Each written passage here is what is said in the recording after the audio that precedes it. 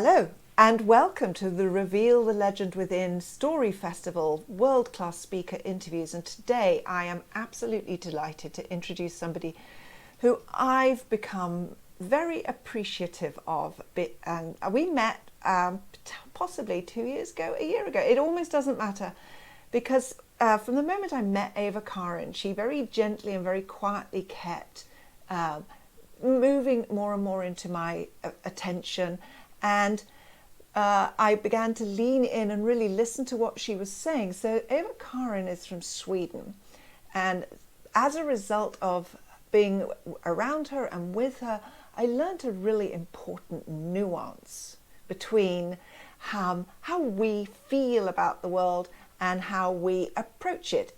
And what most of us want is to be bolder in the world. And what most of us want is for life to be smoother.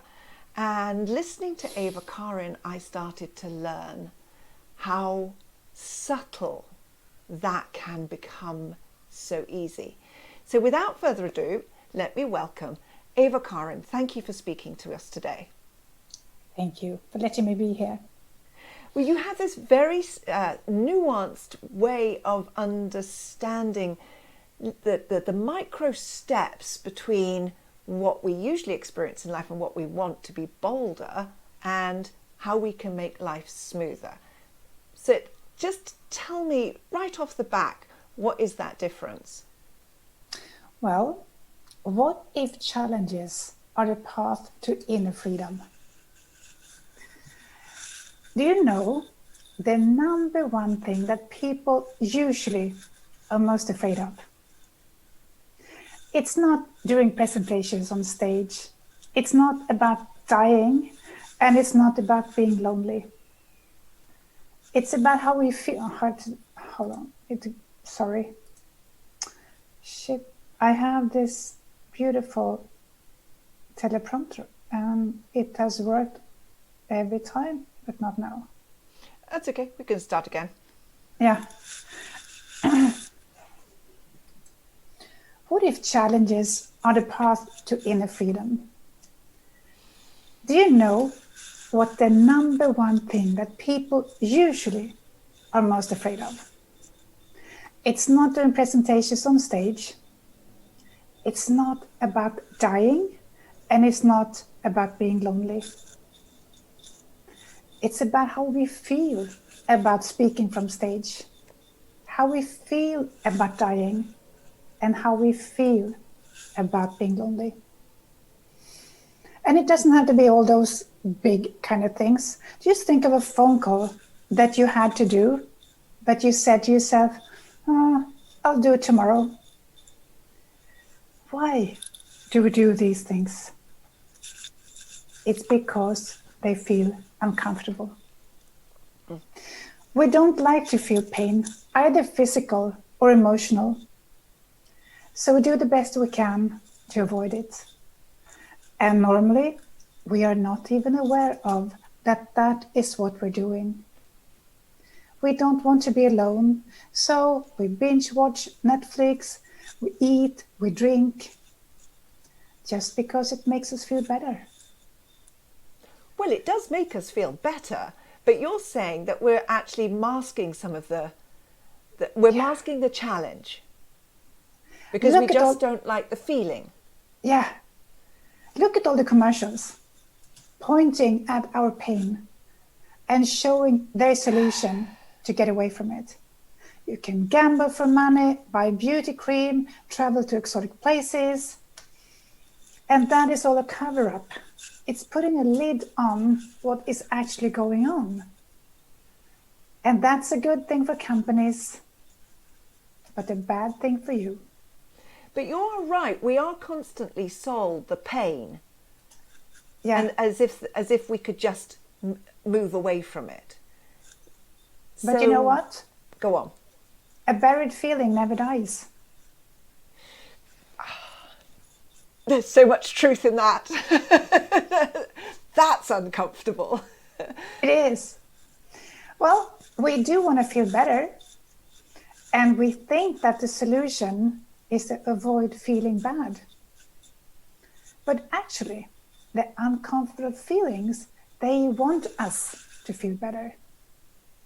They are carrying a clue for us to uncover, to rise up and feel better and stay better. They just want us to understand. That's what I love about your message, is that like we can hear the truth in that. It's that actually they our uncomfortable feelings want us to feel better. Yes. And I'm going to give you a metaphor for this. I live in a townhouse, and there's 4 houses that are put together. And one day, a couple of years ago, in late August, someone was furiously banging on our front door. And I went there to open, and there stood someone I've never seen before.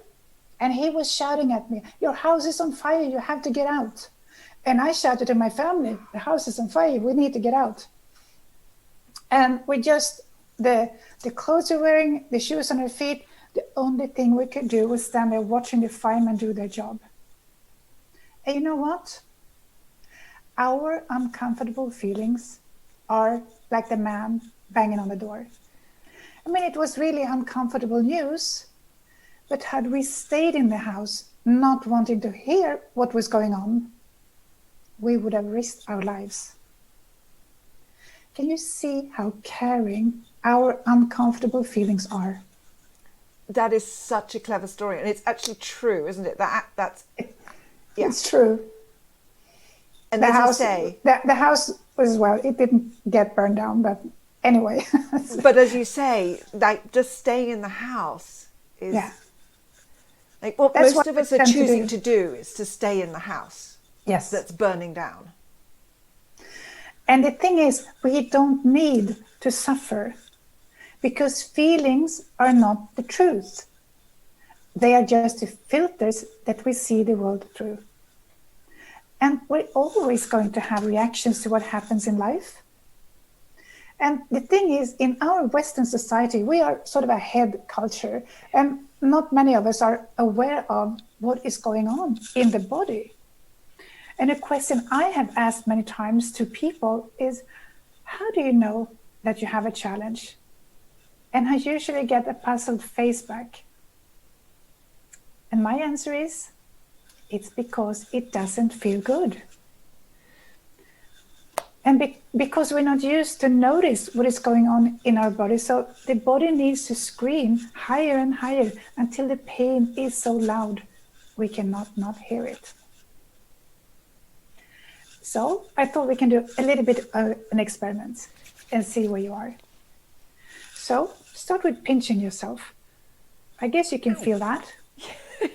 Yeah. It's a little bit uncomfortable depending on how hard you pinch yourself. And now put your hand on your chest. How does it feel inside?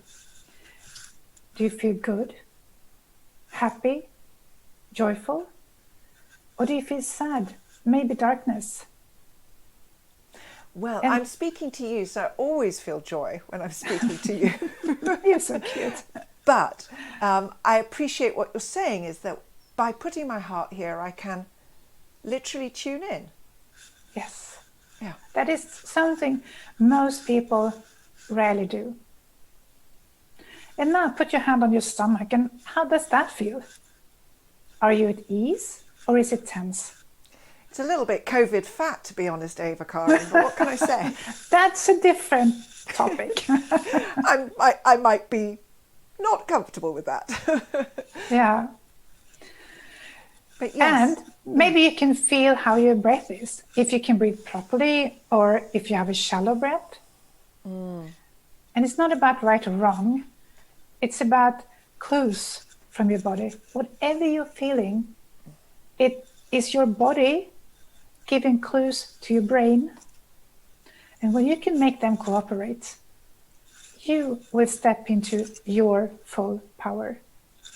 Yes, and you do teach this, and so I've actually experienced it with you, and it is very powerful when you are asking us to just draw our attention really calmly, just to what is it we're feeling. Yeah. And even if I'm here like, oh, I'm happy, I'm talking to Evakarin, down here I'm COVID fat. There are different messages. Tuning into them is really important. Yeah, And you've done this.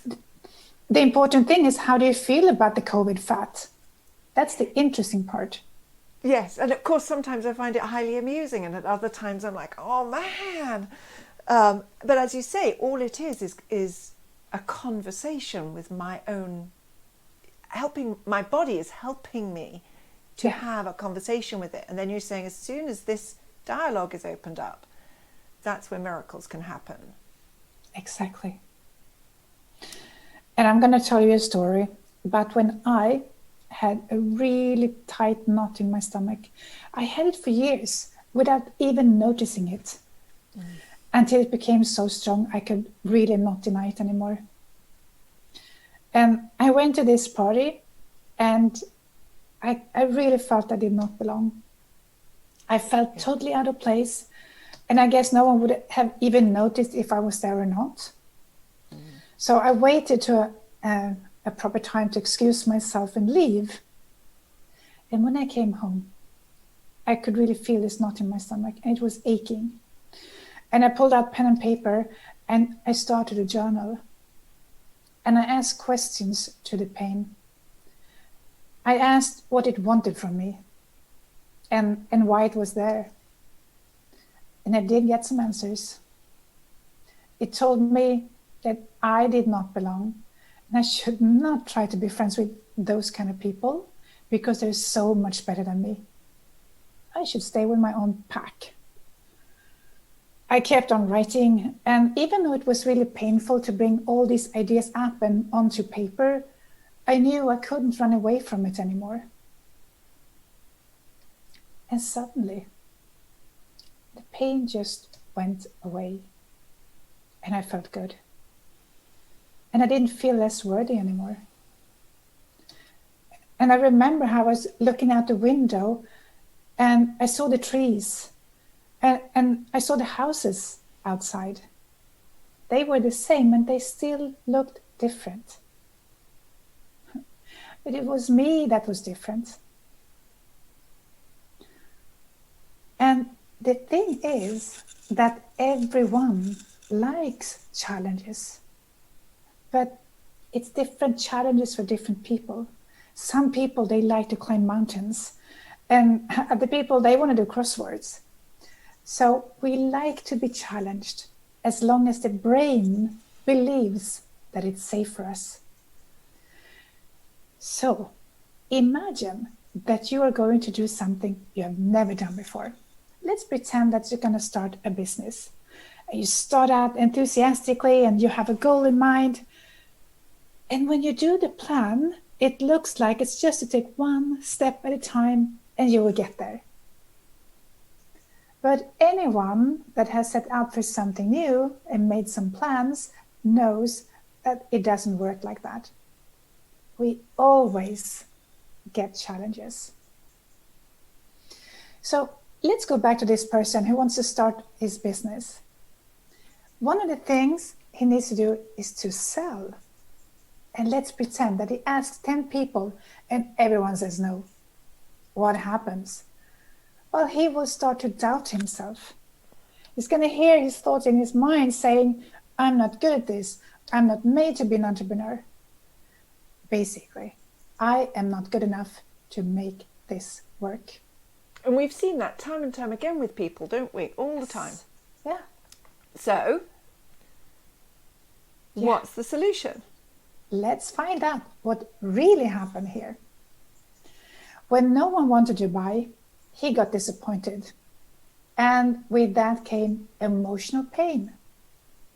Instead of trying to avoid feeling it or drown in it and believe that that's true, he can start to listen and become aware of the clue.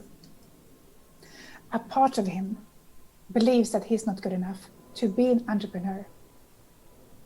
That is the message. Good to know. Is it the truth? Not yet anyway. It's more a fear of a possible future. So now, when he's aware of it, he can make a conscious choice to decide that he's good enough. And for everyone that has tried to do positive affirmations, you know that it's not the easiest thing to change an idea that comes from a strong feeling. Yes. But I am going to teach you a trick. It's called thankfulness. It can't be as simple as this. Well, what would you like it to be? Do we want it to be more complicated? It's definitely something we people tend to do. Well, I encourage you to try it, to give thanks to the painful feeling of not being good enough. Sometimes you need 5 seconds, and sometimes you need 5 days. Depends on the situation. But because the feeling is your friend that wants you to save you from a burning house, and finally you are listening and taking action, this painful feeling is no longer needed, and it can leave you. And you have become an upgraded version of you. See, I love that. Just the way you say an upgraded version. Yes. And it's so true, because then the next time that you are uncomfortable or feel the fear, you know already that it's going to be okay and it's going to work, and you just go through the process again. As you say, the fears never leave us, because we're always, well, if we want to be bold in the world, we're going to be taking on challenges and Yes. things that make us uncomfortable. So it's not a one and done, but the way you're trying to teach us to approach it becomes a one way of thing, and we just keep upgrading. It sounds too simple, and it feels too good, but as you say, what do we want? Do we want it to be hard? Is that another story we're trying to tell ourselves? Or Yeah, I think we're so programmed to suffer. We've never learned what to do with our feelings, and still everyone has them. And it's just a different perspective to see that they're there for you.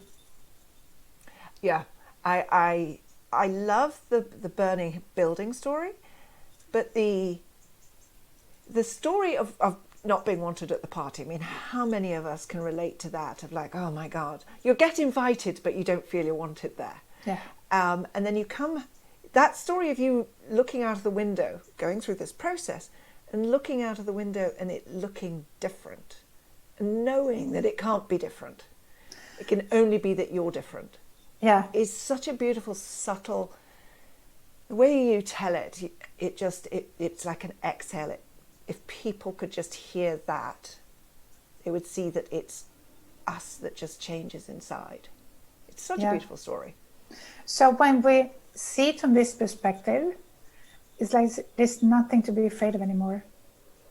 So when you can see how your emotional pain can help you to move forward, there's no reason to be afraid of them anymore. So I encourage you to set your eyes on where you want to go, what you want to experience and explore. Be conscious of the challenges and use them to up-level yourself, and you will find inner peace on the way. It's so beautiful. And before I ask what you want us to take away from this conversation, and maybe you're just going to repeat what you've just said, but in your own life, you've used this, your own process to progress. What would you say that it's given to you to your life? Either like you're practically in the world, you've seen so much changes, or internally, emotionally, what does it feel like? Yeah, I can say for one thing that I have a memory of how my thoughts were bullying me. Yes. They were I could see this picture of me standing in the middle, and my thoughts were telling me how bad I was and useless, and everything was standing in a circle around me. And now it's like, it's so calm, inside my head. I don't have many thoughts except when I'm supposed to think. So it's really nice and calm in there. So that is really, really big thing. And I had so many issues, thinking so much about what other people would think of me. And that was, I've sort of more or less forgot about thinking about that now. Now, I know that that's an issue for a lot of people. And also, when I set new goals and I want to grow, I know that it will happen. Yeah. And I'm not afraid of taking the steps. It's a bit uncomfortable, yes.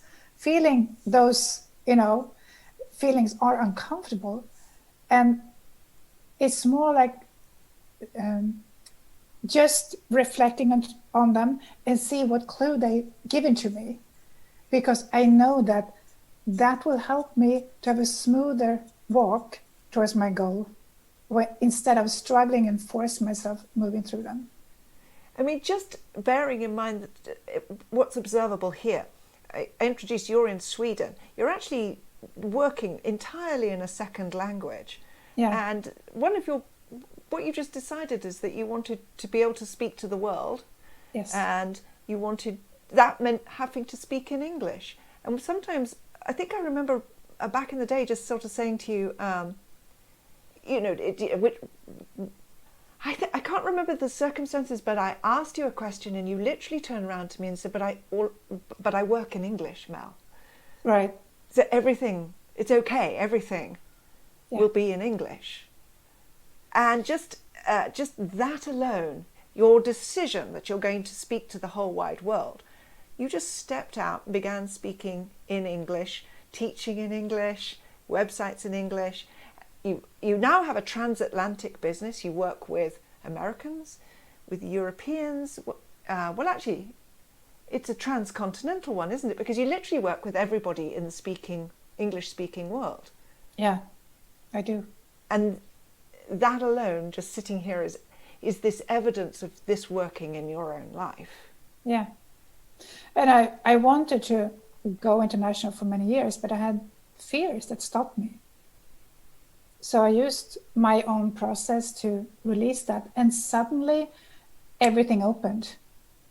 It's like, the book just opened by itself, and I just had to step in. That's how I felt about it. Yeah.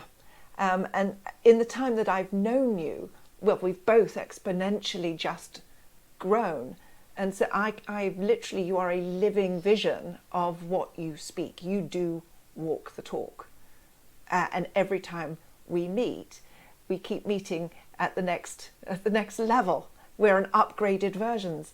So I just think that what you bring to the world is nuanced, it's intelligent, and it's without fluff. It's the real thing. And I think that your mission to train people to do this for themselves instead of relying on you to do it is one of the most ethical missions, and you have incredible integrity. I love every minute that we spend together, and especially today. So what is the one takeaway that you want people to have from having listened to this conversation? Yeah, the number one thing is to, and I know it's not the easiest thing, because what I want to say is that to remember that the feelings are just information giving you the clue, and they are on your side. The reason why it feels uncomfortable is because you haven't been listening before when they were whispering. So they need to shout, they need to kick you, so you will listen. But they are on your side, and when you can see them from that perspective, they can be your biggest guides, your best guides to actually manifest what you want in life. And why I said it wasn't the easiest thing is because when we have strong feelings, we tend to forget all the wise things we know. So we need practice. Yes, and practice makes us better at it.